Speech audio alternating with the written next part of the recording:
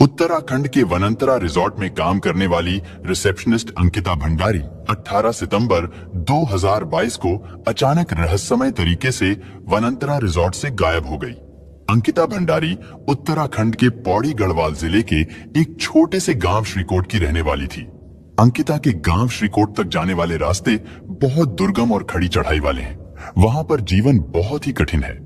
अंकिता के पिता वीरेंद्र भंडारी पहले सिक्योरिटी गार्ड की नौकरी किया करते थे, लेकिन किसी वजह से उनकी नौकरी चली गई थी। अंकिता की मां सोनी देवी आंगनवाड़ी कर्मचारी है। अंकिता ने 12th की पढ़ाई पूरी करने के बाद होटल मैनेजमेंट का कोर्स कर लिया था। परिवार की आर्थिक स्थिति ठीक न होने के कारण अंकिता जॉब ढूंढ रही थी। उसी समय उत्तराखंड के जिला पौड़ी गढ़वाल के यमकेश्वर ब्लॉक में वनंतरा नाम के एक रिजॉर्ट में रिसेप्शनिस्ट की जगह खाली थी। उस रिजॉर्ट को बीजेपी और पूर्व राज्य मंत्री रह चुके विनोद आर्य का बेटा पुलकित आर्य चलाता था। पुलकित ने रिसेप्शनिस्ट की जॉब के लिए OLX पर एक एड चलवाया था। इसके बाद अंकिता ने भी पुलकित आर्य से इस जॉब के बारे में बात की। अंकिता को वो जॉब आसानी से मिल गई थी और अब बस उसे वनंतरा रिजॉर्ट जाकर ज्वाइनिंग करनी थी। फिर 28 अगस्त 2022 को अंकिता भंडारी अपने पिता के साथ गांव से करीब 130 किलोमीटर दूर वनंतरा रिजॉर्ट में चली आई। उस समय अंकिता के पिता को भी वो रिजॉर्ट अपनी बेटी की जॉब के लिए सही लगा। बातचीत करने पर वहां के स्टाफ वाले भी उन्हें ठीक लगे, इसीलिए वहां के माहौल से संतुष्ट होकर पिता वीरेंद्र भंडारी बेटी अंकिता को उस रिजॉर्ट में छोड़कर वापस अपने गांव श्रीकोट चले गए। इधर कुछ औपचारिकताओं को पूरा करने के बाद अंकिता ने 10,000 रुपए की सैलरी पर रिसेप्शनिस्ट का काम करना शुरू कर दिया। साथ ही रिसेप्शन के पास वाला कमरा अंकिता को रहने के लिए दे दिया गया। जॉब शुरू करने के बाद शुरुआती दिनों में तो अंकिता को उस रिजॉर्ट का माहौल काफी अच्छा लगा, लेकिन फिर कुछ ही दिनों के बाद अंकिता को महसूस होने लगा था कि उसने ये जॉब करके अपने जीवन की सबसे बड़ी भूल कर दी। वनंतरा रिजॉर्ट में आने के कुछ ही दिनों बाद उस रिजॉर्ट में किसी गेस्ट ने शराब के नशे में अंकिता को जबरदस्ती गले लगाने की कोशिश की। शुरू में तो अंकिता के साथ रिजॉर्ट के मालिक पुलकित आर्य का व्यवहार बहुत अच्छा था और उस दिन भी उसने ही अंकिता को उस शराबी गेस्ट से बचाया था। हालांकि पुलकित के असिस्टेंट मैनेजर अंकित गुप्ता ने इस मामले पर अंकिता भंडारी को चुप रहने को कहा था। अंकिता ने ये बातें चैट के जरिए अपने जम्मू के दोस्त पुष्पदीप को बताई थी। फिर एक दिन वनंतरा रिजॉर्ट के मालिक पुलकित आर्य ने अंकिता से कहा कि आज कुछ गेस्ट आने वाले हैं और रिजॉर्ट के सारे कमरे पहले ही भरे पड़े हैं। उसने कहा कि जब तक गेस्ट यहाँ रहेंगे तब तक तुम मेरे कमरे के साथ वाले कमरे में रह लेना और जब वो गेस्ट चले जाएंगे तो तुम वापस अपने कमरे में शिफ्ट हो जाना। अंकिता अपने बॉस की ये बात मान गई। उस दिन अंकिता जिस कमरे में रुकी थी वो कमरा अंदर से पुलकित के कमरे से कनेक्टेड था, यानी पुलकित अंकिता के कमरे में बिना रोक टोक आ जा सकता था। और जब अंकिता उस कमरे में शिफ्ट हो गई तो उस रात पुलकित अंकिता के कमरे में घुस गया। उसने अंकिता के कमरे में बैठकर शराब पी। इसके बाद वो अंकिता को जबरदस्ती किस करने की कोशिश करने लगा। पुलकित की इस घिनौनी हरकत से अंकिता डर गई।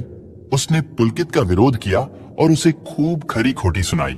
अंकिता का गुस्सा और ऐसा रवैया देखकर पुलकित ने तुरंत अपना रंग बदल लिया और वो अंकिता से माफी मांगने लगा। धीरे धीरे वनंतरा रिजॉर्ट में अंकिता का जीना मुश्किल होने लगा। एक रिपोर्ट्स के मुताबिक अंकिता का दोस्त पुष्पदीप 14 और 15 सितंबर को वनंतरा रिजॉर्ट में रुका भी था।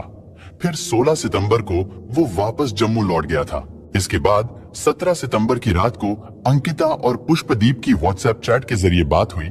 उसने पुष्पदीप को बताया कि वो वनंतरा रिजॉर्ट में खुद को बहुत अनसेफ महसूस कर रही है। उसने व्हाट्सएप चैट में बताया कि असिस्टेंट मैनेजर अंकित गुप्ता उसके पास आया और कहने लगा कि उसे कुछ बात करनी है, जिसके बाद अंकिता उसके साथ थोड़ा साइड में चली गई। इसके बाद अंकित गुप्ता ने अंकिता भंडारी से कहा कि सोमवार को यानी 19 सितंबर को एक VIP गेस्ट आने वाले हैं, उन्हें एक्स्ट्रा सर्विस देनी है और इस एक्स्ट्रा सर्विस के लिए गेस्ट 10,000 रुपए देने को तैयार है। इस पर अंकिता भंडारी ने कहा कि इसमें मैं क्या कर सकती हूँ। अंकित गुप्ता ने उससे कहा कि तुम बोल रही थी ना तुम स्पा वगैरह भी करोगी। अंकित गुप्ता की इस बात पर अंकिता गुस्से से फट पड़ी। वो अंकित गुप्ता पर भड़क गई। अंकिता भंडारी का ये रूप देखकर अंकित गुप्ता ने कहा कि ये गवारों वाली हरकतें मत करो, गेस्ट देख रहे हैं। अंकिता ने कहा कि मैंने तो बस ये बोला था कि रिजॉर्ट में स्पा वगैरह भी खोलते हैं, लेकिन इसमें मेरी बात कहां से आ गई। यानी इसमें मेरे स्पा देने और एक्स्ट्रा सर्विस देने वाली बात कहां से आ गई? उसने अंकित गुप्ता से कहा कि मैं गरीब जरूर हूं, लेकिन तुम्हारे रिजॉर्ट के लिए मैं खुद को 10,000 में नहीं बेचूंगी।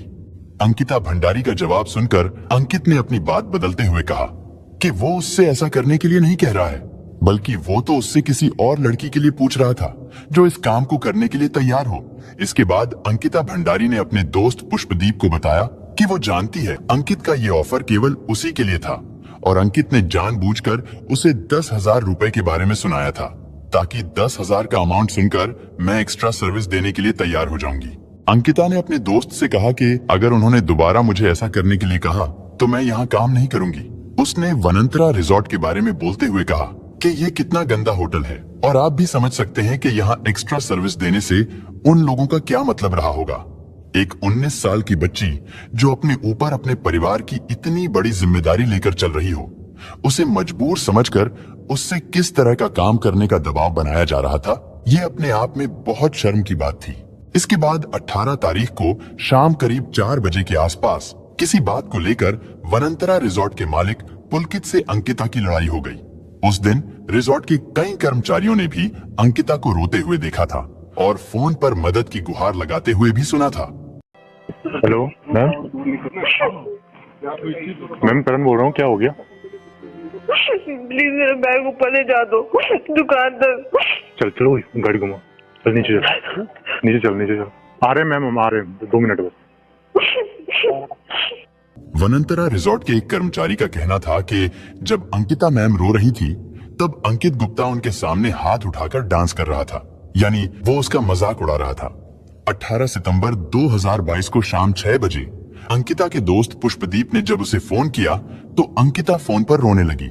उसने पुष्पदीप को बताया कि असिस्टेंट मैनेजर अंकित ने उसका मुंह दबाया है और उसके हाथ को भी मरोड़ दिया था। अंकिता ने बताया कि इसके बाद रिजॉर्ट के मालिक पुलकित आर्य ने पुलिस को फोन किया था और वो मेरे बारे में पुलिस वालों से कह रहा था कि यहाँ पर एक अश्लील लड़की है, उसे पकड़कर यहाँ से ले जाओ। अंकिता की ये बात सुनकर पुष्पदीप घबरा गया। उसने अंकिता से पूछा कि आखिर उन्होंने तुम्हारे साथ ऐसा क्यों किया? तब अंकिता ने पुलकित, अंकित और सौरभ के अपने आसपास होने के कारण पुष्पदीप से कहा कि वो पूरी बात उसे बाद में बताएगी।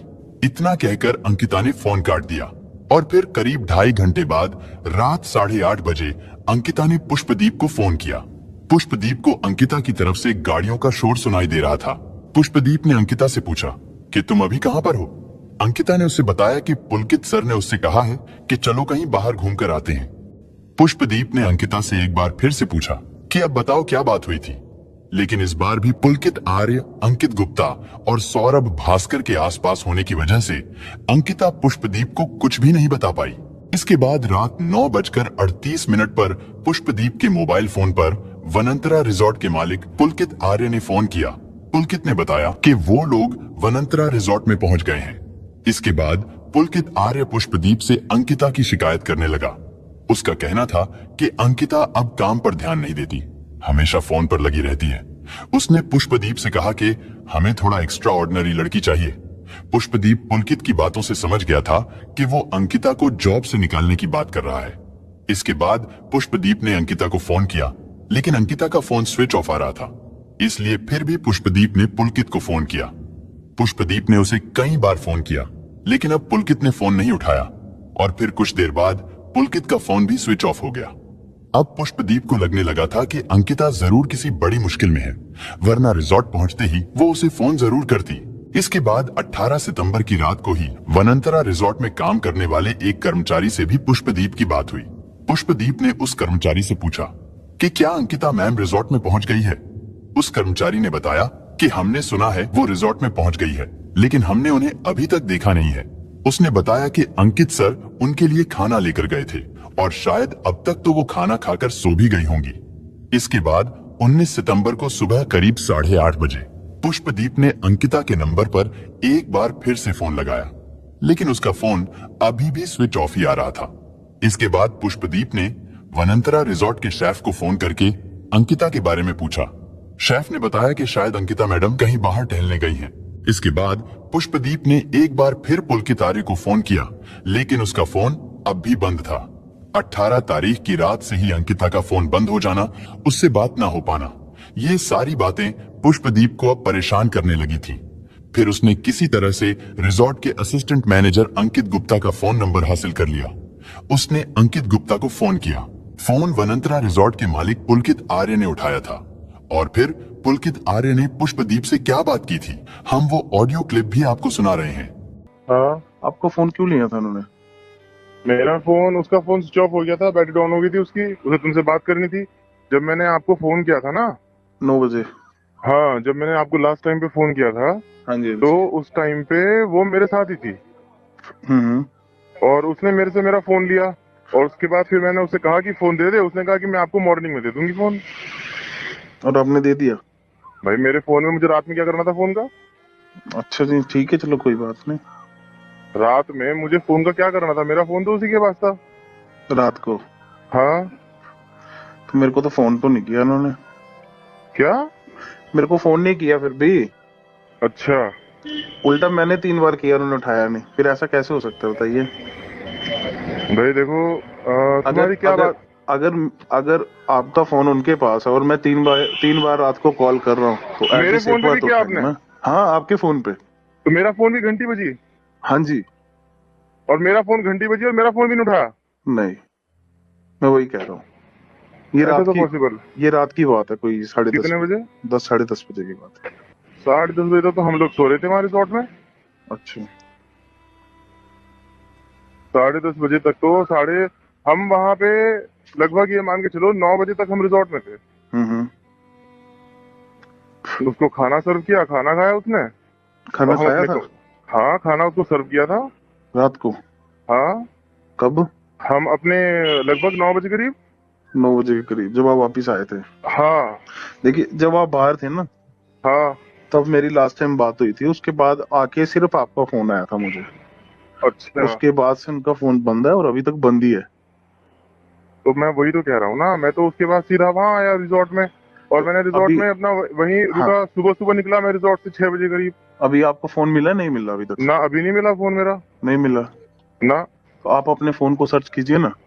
अरे भाई, मैंने सुबह सुबह उसको सौरभ को भेजा दो ना अपने फोन को सर्च करने के लिए। हम्म। मैंने सौरभ को बोला, मैंने कहा भास्कर को बोला, मैंने कहा सौरभ ऐसा है, वो अंकिता के रूम में मेरा फोन पड़ा हुआ है, उसे नॉक करके जो है ना मेरा फोन उठा करके चार्जिंग पे लगा दे।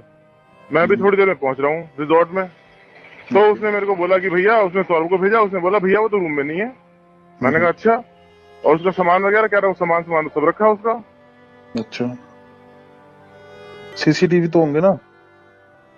प्रॉपर्टी के हाँ, चेक तो करता हूँ मैं सीसीटीवी क्या है, क्या चल रहे हैं, क्या है, क्या स्थिति है। नहीं चलते तो होंगे, ऐसा थोड़ी ना कि नहीं चलते होंगे, सीसीटीवी तो ऐसा चलते है, होंगे। देखो पुष्प, हाँ जी, हाँ जी, बोलिए। मेरे साथ ना, मैं आपसे ज्यादा जिम्मेदार व्यक्ति हूँ, समझ रहे हैं आप? नहीं, मुझे पता है आप ठीक पे है। ज्यादा जिम्मेदारी है। और मुझे ना मतलब क्या बोलते हैं, ये सब सिनेरियो ना हम्म। मुझे कचोट रहा है। मतलब मुझे समझ में बात नहीं आ रही कि क्या आपके साथ तो नहीं है वो। मुझे सच सच बात ये बताइए। सर, ऐसा होता तो मुझे आपको कॉल करने की क्या जरूरत थी, बताइए? कहीं उसके घर वालों के सामने कोई ऐसा सिनेरियो क्रिएट करने के लिए कोई आपकी और उसकी बात हो कि नहीं चलो मैं अरे चलती नहीं हूँ। नहीं नहीं नहीं सर, कैसी बातें कर रहे हैं आप? मैं अपने घर पे हूँ, मेरी लोकेशन देखिए आप। और इतनी जल्दी पॉसिबल नहीं हो सकता, यहाँ से 13-14 घंटे की जर्नी है। बात तो ठीक है, लेकिन हाँ अब देखो, अब वही बात हो रही है ना। कल वैसे बात क्या हुई थी आपकी उससे? उसका कल मूड भी बहुत खराब हो रहा था। हाँ, उन्होंने मतलब बताया नहीं ना मेरे को, यही तो है। उन्होंने बोला कुछ क्या? मैटर हुआ है, ये वो। क्या मैटर हुआ है? वो नहीं बताया ना, वही तो पूछना था रात को। अच्छा। हाँ, तो ऐसा था कि थोड़ी परेशान थी। हाँ लग रहा था कि थोड़ी परेशान। भाई देखो, सुनो मेरी बात, परेशान थी वो, ठीक है, शाम को 3-4 बजे से परेशान थी वो। हमें लगा कि यार चलो ठीक है। उसने अक्सर हमें ये बात बोली कि मेरे को ना बाहर घूमना मेरे को अच्छा लगता है। हम्म। मैंने कहा चलो ठीक है, कोई बात नहीं है। मैं और अंकित जा ही रहे थे। सौरभ को बोला, मैंने कहा सौरभ इसको भी ले लेते हैं, ऋषिकेश तक चलेंगे। पूरे ऋषिकेश की एक एक मार्केट का सीसीटीवी है, सब सारे के सारे, हम कितने बजे कहाँ पर पहुंचे, कहाँ से आए। इवन क्या हुआ कि जब आपसे बात कर रही थी ना वो, उस टाइम पे एम्स के सामने बैठ के उसने बात की आपसे। हाँ हाँ, और हम एम्स के सामने वाले गेट पे बैठ के उसने बात की आपसे, और हम वहीं पर खड़े होकर के बात करते रहे। हम वहीं पर खड़े होकर के वेट करते रहे उसका कि कब तुम्हारी बात खत्म हो और कब हम चले यहाँ से। ओके, तो आप बाहर कब गए थे? कहाँ? बाहर कब गए थे आप? रिजॉर्ट से 6 बजे? हाँ, रिजॉर्ट से लगभग 6 बजे तो नहीं गया था। हम लोग गए थे कोई ऐसे 6:30-7, अब एग्जैक्ट टाइम तो मेरे को ध्यान नहीं है। अच्छा अच्छा, तो 9 बजे वापस आ गए थे हैं? हाँ 9 बजे तक आ गए थे वापस। अच्छा, रात तक तो रूम में थी ना? रात तक रूम में थी वो। अच्छा अच्छा। मैं कह रहा हूँ जैसे कुछ अपडेट मिलेगा हम आपको कांटेक्ट कर लेंगे। मतलब आपको कुछ तो पता होगा ना कि कब गए हैं कब नहीं गए हैं, कुछ तो पता भैया होगा ना? मैं यहाँ बैठा थोड़ी ना था देखने के लिए। नहीं, मेरे को एक बात बताओ, जब आप साहब रात को इकट्ठे गए थे तो उसके बाद वापस आई थी वो या नहीं आई थी? क्यों नहीं इतना आई तो थी? बताओ। जरूर आई थी, आई थी, आई थी। बिल्कुल आई थी। खाना खाना खाया था उन्होंने? हाँ मैंने खाना भी दिया था उन्हें। तो उन्होंने खाया था? अब ये तो मैं नहीं बता सकता ना। अच्छा अच्छा, तो मतलब फिर ये सुबह ही निकले, अगर निकले हैं तो? पता नहीं भैया, मेरे को कुछ भी, मेरा खुद दिमाग खराब हो रखा है। हम लोग सुबह से यही सोच रहे हैं। देखो, इधर दिमाग बोले, उधर दिमाग बोले। वाली कोई बात नहीं है। देखो, अगर कोई भी बंदा स्टाफ का इन्वॉल्व हुआ ना बीच में तो अच्छा नहीं होगा, ठीक है ना? मैं धमकी नहीं दे रहा हूँ ना, मैं सिर्फ हम तो बता खुद रहा हूँ। चाहते हैं हमें पता लग जाए क्या बात है। नहीं, वो तो अच्छी बात है, आपको पता लग जाए, हम आपके भी यही साथ है तो चाहते आप हैं। बता दो, आपके साथ है तो आप बता दो। बल्कि अरे मेरे साथ होता मैंने फोन क्यों करना है यार? कैसी बातें कर रहे हो तुम भी यही बोल रहे हो, तुम्हारे साहब भी यही बोल रहे हैं, अब बस भैया वही बात है ना, अब हम भी क्या करें बताओ, हम तो ठीक है ना? खुद परेशान हो गए देखो हैं। भाई, पता क्या है, लास्ट टाइम बंदा तुम्हारे साथ था, तुमसे ही पूछना है ना मैंने, किसी और से थोड़ी ना पूछना है। बताओ। जो ऑडियो रिकॉर्डिंग अभी आपने सुनी वो अंकिता के दोस्त पुष्पदीप की पुलकित आर्य और अंकित गुप्ता से हुई बातचीत का थोड़ा सा हिस्सा था, जिसे पुष्पदीप ने रिकॉर्ड कर लिया था। पुष्पदीप ने रिजॉर्ट के मैनेजर सौरभ भास्कर से भी बात की थी। उन तीनों ने उसे एक जैसी ही कहानी सुनाई थी, लेकिन उस कहानी में कई कमियां थी। उन तीनों के हिसाब से वो लोग अंकिता भंडारी को लेकर शाम 6 से 6:30 बजे के आसपास रिजॉर्ट से ऋषिकेश के लिए निकले थे और फिर रात 9 बजे तक वो लोग अंकिता के साथ रिजॉर्ट में वापस आ गए। फिर लगभग 9 बजे के आसपास ही अंकित गुप्ता ने अंकिता भंडारी के रूम में उसका खाना पहुंचाया था। लेकिन एक बात जो समझ में नहीं आती कि आखिर रिजॉर्ट वापस लौटने के बाद अंकिता ने पुलकित का फोन क्यों लिया था। रिजॉर्ट में बिजली होने के बावजूद भी अंकिता ने अपना फोन चार्ज क्यों नहीं किया और उसे ऑन क्यों नहीं किया। और अगर उस समय पुलकित का फोन अंकिता के पास ही था और जब पुष्पदीप बार बार पुलकित को फोन कर रहा था तो अंकिता ने उसके फोन का जवाब क्यों नहीं दिया था। खैर, पुलकित के हिसाब से सभी लोग रात 10 से 10:30 बजे के आसपास सोने चले गए। अगली सुबह यानी 19 सितंबर को पुलकित ने अपना फोन लेने के लिए अंकित गुप्ता को अंकिता भंडारी के कमरे में भेजा तो उस समय पहली बार पता चला कि अंकिता भंडारी गायब है। पुष्पदीप के लगातार सवालों से पुलकित और अंकित गुप्ता इतना चिढ़ गए कि उन्होंने अंकिता के गायब होने के पीछे पुष्पदीप का ही हाथ बता दिया। लेकिन 19 सितंबर को ही पुलकित ने पटवारी के पास जाकर अंकिता भंडारी के लापता होने की रिपोर्ट लिखवा दी। अब सवाल ये कि आखिर पटवारी को रिपोर्ट क्यों लिखवाई, क्योंकि रिपोर्ट लिखना तो पुलिस का काम है। दरअसल उत्तराखंड के दूर दराज के इलाकों में जहां पुलिस नहीं पहुंच पाती, वहां पर पटवारी और नायब तहसीलदार ही वहां के इलाकों को राजस्व कार्यों के साथ साथ देखते हैं। उधर पुलकित आर्य ने भी वीरेंद्र भंडारी को फोन करके अंकिता के लापता होने के बारे में बता दिया था। अंकिता के पिता वीरेंद्र भंडारी 19 सितंबर की शाम को वनंतरा रिजॉर्ट के लिए निकल गए और वो लोग रात तक ऋषिकेश पहुंच गए। 20 सितंबर को वो लोग चीला चौकी फिर लक्ष्मण झूला पुलिस थाने पहुंचे। वहां से उन्हें पटवारी वैभव का मोबाइल नंबर मिला। उन्होंने पटवारी को फोन करके बताया कि साहब, मुझे अपनी बेटी के लापता होने की रिपोर्ट लिखवानी है। लेकिन बाद में पता चला कि पटवारी वैभव और पुलकित आर्य के बीच बहुत गहरी दोस्ती है, इसीलिए पटवारी वैभव ने जानबूझकर 20 सितंबर को छुट्टी ले ली थी। पटवारी वैभव की जगह जिस दूसरे पटवारी ने उस दिन चार्ज लिया था, उसने भी वीरेंद्र भंडारी की बेटी अंकिता की गुमशुदगी की रिपोर्ट लिखने से इनकार कर दिया।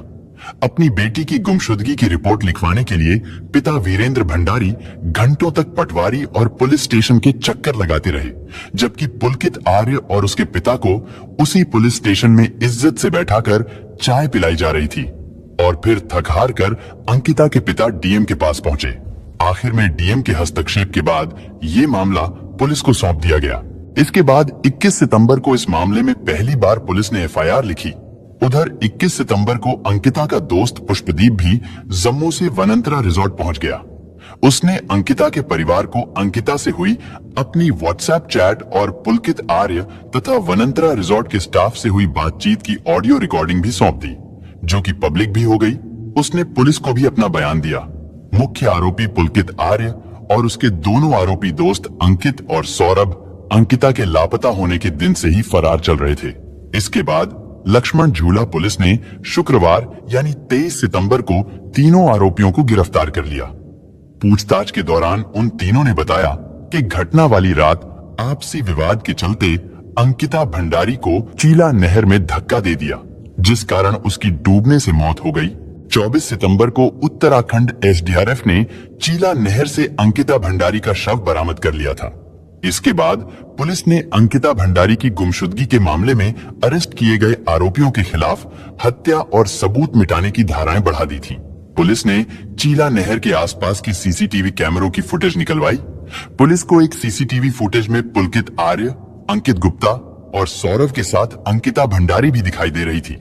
वो चारों एक बाइक और एक स्कूटी पर जाते हुए दिखाई दे रहे थे, लेकिन वापस रिजॉर्ट लौटते समय सीसीटीवी फुटेज में अंकिता भंडारी उन तीनों के साथ नहीं दिखी। यानी उसी बीच अंकिता को नहर में धक्का दे दिया गया था। इसके बाद उन तीनों ने पुलिस को उलझाने के लिए एक झूठी कहानी घड़ ली और फिर वही कहानी उन्होंने अंकिता के दोस्त पुष्पदीप को भी सुना दी। खैर, अंकिता की लाश मिलने के बाद उसे ऋषिकेश एम्स हॉस्पिटल ले जाया गया। वहां उसका पोस्टमार्टम कराया गया।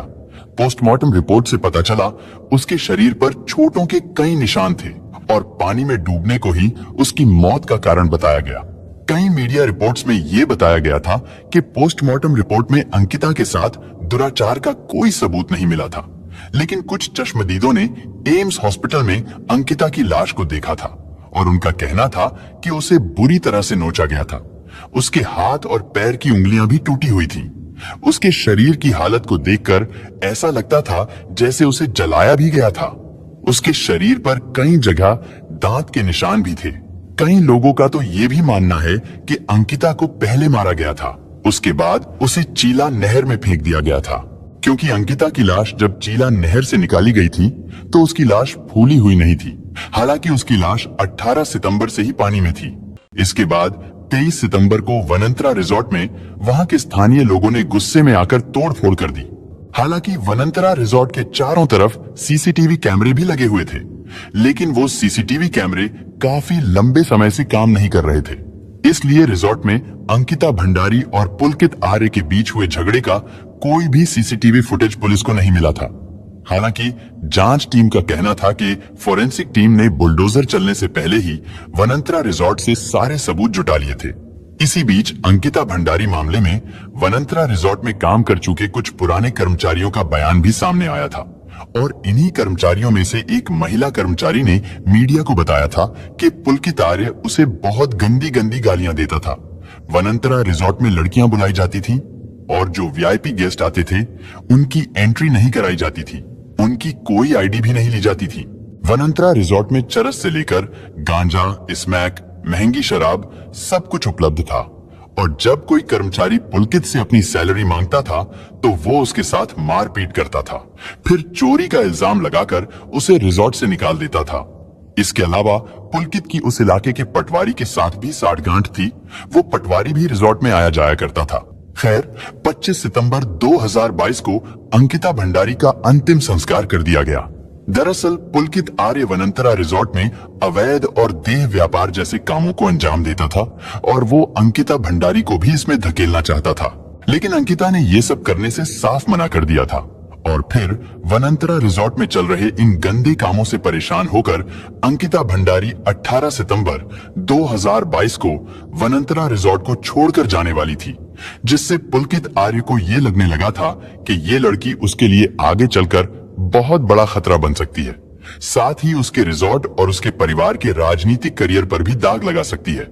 और शायद इसी खतरे से बचने के लिए पुलकित आर्य ने अंकित गुप्ता और सौरभ के साथ मिलकर एक सोची समझी साजिश के तहत अंकिता भंडारी को मार डाला।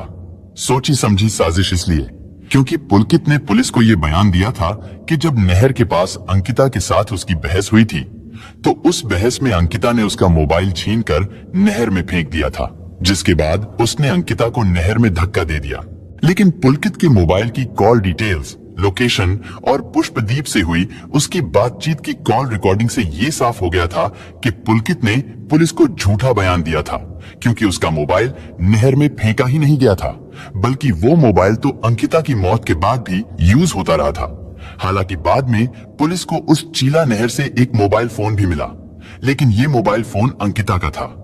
इसके बाद एसआईटी की टीम द्वारा आरोपियों को घटनास्थल पर ले जाकर क्राइम सीन को रिक्रिएट भी किया गया। अंकिता के परिवार की ये मांग है कि उन सभी दोषियों को जल्द से जल्द फांसी की सजा दी जाए। वहीं उत्तराखंड के मुख्यमंत्री पुष्कर सिंह धामी ने अंकिता भंडारी केस की सुनवाई फास्ट ट्रैक कोर्ट में कराने का आश्वासन दिया था। लेकिन अजीब बात देखिए कि इस केस की सुनवाई फास्ट ट्रैक कोर्ट में होने के बावजूद भी इस घटना को 2 साल बीत चुके हैं और अभी भी ये केस कोर्ट में चल रहा है। खैर, पूरे देश के लोग भी और हम भी यही चाहते हैं कि अंकिता भंडारी के दोषियों को जल्द से जल्द फांसी की सजा दी जाए। दोस्तों, वैसे तो सजा देने का काम कोर्ट का है और इनके किए की सजा भी इन तीनों को कोर्ट में जरूर मिल जाएगी, लेकिन फिर भी आपके हिसाब से अंकिता भंडारी के दोषियों को क्या सजा मिलनी चाहिए? कमेंट बॉक्स में जरूर बताएं।